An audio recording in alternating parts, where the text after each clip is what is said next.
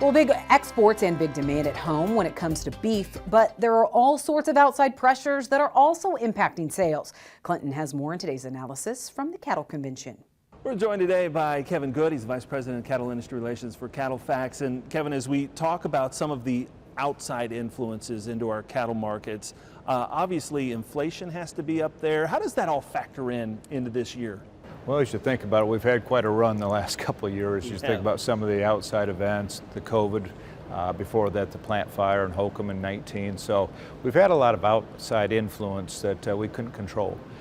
With what we see today, there are some items that we're concerned about. Not that we can control them totally, but at least we're aware of them, and inflation's a big part of that.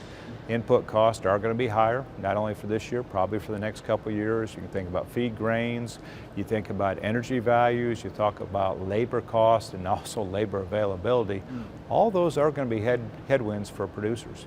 As we talk about kind of managing the margins, obviously all of that works its way into our pencil and paper here as we're trying to factor all this out. How does this influence margins for producers out there just trying to manage through? Well, the message here would be one that, hey, prices are moving higher. At the same time, your costs are moving higher.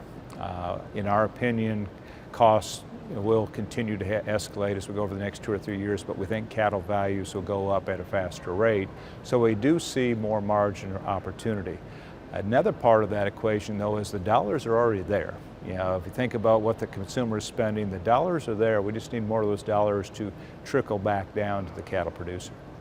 As you talk about some of these things into 22 and 23, any way to manage any of that? Well, just an old rule of thumb as we think about where we're at in the cattle cycle. We need to understand that the seasonals are a little bit different. Fed cattle typically will peak late year, not in the spring.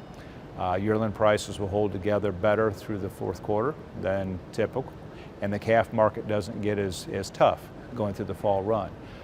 With that said, typically this is a phase in the cycle that as a producer, owning cattle longer typically pays dividends because you are going with the flow, so to speak, of an upturning market.